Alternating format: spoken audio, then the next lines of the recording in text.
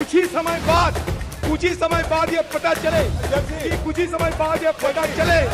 मैंने पंडित नेहरू जी ने तारीफ नहीं करी है।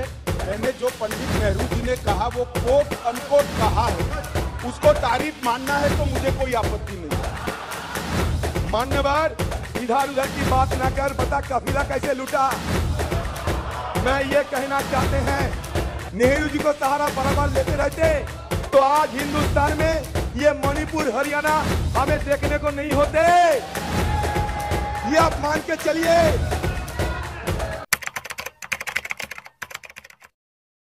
सर, सबसे पहले मैं ये कहना चाहते हैं कि कल ही ये मुद्दा सदन में आने वाले थे। हम तैयार होके बैठे भी थे यहाँ, लिस्टेड भी हुई थी सर, लेकिन पता नहीं सत्तारूढ़ पार्टी की तरफ से, कल मैं आसन पे नहीं था इसलिए नहीं आया सर, सत्तारूढ़ पार्टी की तरफ से कल सदन को ठप कराया गया। ये हमारी संसदीय परंपरा में ऐसा नहीं देखा कि ये संसद ठप कराते हैं और सत्तारूढ़ पार्टी खुद। और दूसरी देखा कि हमारे गृह मंत्री नदारत रहे सदन से और स्टेट मिनिस्टर होम वो भी नदारत रही। तो बाद में पता चल कि अंदर की बात क्या है। अंदर की बात यह है कि मोदी जी के साथ हमारे अमित शाह जी शायद कहीं घूमने गए और सदन को अपने भगवान की मर्जी पे खिलौने की तरफ फेंक के चले गए। सर, आज जब सदन में आए, विषय पे बोले सर, विषय में क्या अमित शाह जी बोल रहे थे। सर, आज जब सदन में आए तो अच्छा लग रहे थे कि हमारे अमित शाह जी बार बार जवाहरलाल नेहरू जी को और कांग्रेस पार्टी को तारीफ कर रहे थे। मैंने सोचा क्या देख रहे हैं भाई, ये दिन है या रात है। मैं तो सोचा कि दौड़ के जाए और अमित शाह की मुंह में शक्कर शहद डाले, क्योंकि अमित शाह की मुंह से नेहरू जी की तारीफ, कांग्रेस की तारीफ बकाई, ये मेरे लिए बड़ा अच्छा लगे। लेकिन कुछ ही समय बाद ये पता चले कि पंडित जी नहीं अध्यक्ष जी, जिनको मैंने पंडित नेहरू जी ने तारीफ नहीं करी है। मैंने जो पंडित नेहरू जी ने कहा वो कोट अनकोट कहा है, उसको तारीफ मानना है तो मुझे कोई आपत्ति नहीं है। मान्यवर, इधर उधर की बात ना कर, बता काफिला कैसे लूटा। मैं ये कहना चाहते हैं, आपको जब जरूरत पड़ते हैं तब नेहरू जी को सहारा लेने पड़ते। आप अगर नेहरू जी को सहारा बराबर लेते रहते तो आज हिंदुस्तान में ये मणिपुर हरियाणा हमें देखने को नहीं होते। ये आप मान के चलिए। ये दिल्ली है, दिल्ली, और ये दिल्ली हमारा दिल है। एक दिन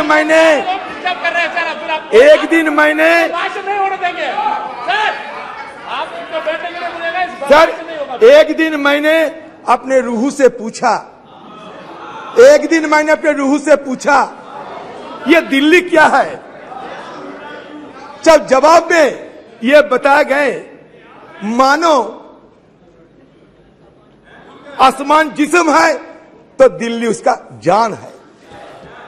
तो ये दिल्ली के साथ बार बार क्यों छेड़खानी किए जा रहे हैं, ये मैं आप लोगों से पूछना चाहते हैं। आपने खुद अपने वक्तव्य में ये पेश किए कि 1911 में ये कलकत्ता से राजधानी उठ के दिल्ली आए। बिल्कुल सही बताया आपने। ये 1990 में बालाकृष्ण कमेटी की रिपोर्ट और recommendation I.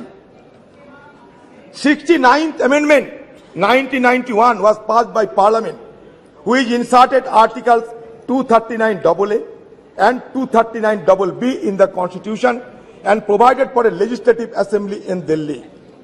In short, the 69th Amendment Act roughly restored the kind of governance system that was offered to Delhi in 1952, a union territory with a legislative assembly, council of ministers, and an elected chief minister with limited mandate. ये union territory बने 1956 में। देखिए, मेरा सिर्फ यही कहना है कि आप जो भी कहे, शंका हमारे इसलिए है कि हिंदुस्तान में से एक ही राज्य दिल्ली नहीं है। अगर दिल्ली में इस तरीके की छेड़खानी होते रहेंगे तो इसके चलते आप धीरे धीरे हिंदुस्तान की बाकी राज्यों में एक किस्म के ही हमला करते रहेंगे। अगर आपको यह लगे कि यहां घोटाला होते रहते, ये घोटाले के लिए क्या ये बिल लाना जरूरी था? आपके हाथ में ईडी है, सीबीआई है, कितने सारे फौजें हैं आपके हाथ में, कितने सारे शक्तियां हैं अपने जेब में, तब उसको इस्तेमाल क्यों नहीं करते? ये घोटाला की चलते, घोटाला की विरोध करने के लिए आपको क्या ये बिल लाना जरूरी था? मैं ये सवाल पूछना चाहते हैं। दूसरी सवाल ये है कि देखिए ये अध्यादेश की घोषणा लोकतांत्रिक और न्यायिक विचार विमर्श का दरकिनार करने का एक स्पष्ट प्रयास है। क्योंकि मैं बता रहा हूं, क्योंकि सुप्रीम कोर्ट की 2023 संविधान पीठ के फैसले के महज 6 दिन बाद ही 17 मई 2023 के अध्यादेश को मंजूरी देने वाले कैबिनेट प्रस्ताव पारित किया गया था, जबकि अध्यादेश को 19 मई को ही कानूनी रूप दिया गया और उसी शाम जैसे ही सुप्रीम कोर्ट की छुट्टियां शुरू हुई, इस अध्यादेश को जनता के लिए लागू कर दिया गया। ये सही है, ये गलत? अब बताओ, इतना जल्दबाजी क्यों आपको लगे कि अध्यादेश के तहत ये बिल लाना जरूरी समझा है आपने? क्यों ये अध्यादेश लाने की क्या जरूरत थी? आप तो सीधा बिल ला सकते। ये जरूरी क्या थी? ये इमरजेंसी क्या थी? एक्स्ट्रा ऑर्डिनरी सिचुएशन क्या थी उस समय? आपको सदन में ये बताना पड़ेगा। देखिए, 1991 में the parliament also pass the government of national capital territory of Delhi act to supplement the constitutional provision relating to the legislative assembly and the Council of Ministers. It conferred on the Assembly the power to legislate on all matters in the state list as well as the concurrent list except land, police and public order. Further, in 2018, the Constitution Bench of the Supreme Court has dealt with the issue of the powers of Delhi government.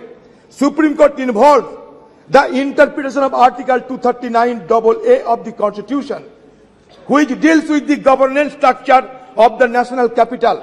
In the ruling, the Constitution Bench held that although Delhi could not be accorded the status of a state, the concept of federalism would still apply to it. ये संघीय ढांचा के लिए हमें चिंता जरूर करना पड़ेगा, क्योंकि हिंदुस्तान में अगर संघीय ढांचा ना बचेगा तो हिंदुस्तान तबाह हो जाएगी। इस कगर में हिंदुस्तान ना जाए, इसलिए हमें चिंता करना जरूरी है। अगर आप चाहते हैं गरीब हर वंचित इंसान की आवाज आप तक पहुंचे तो हमारे चैनल को सब्सक्राइब करें और बेल आइकन का बटन दबाना ना भूलें। देखते रहिए बहुजन हलचल न्यूज।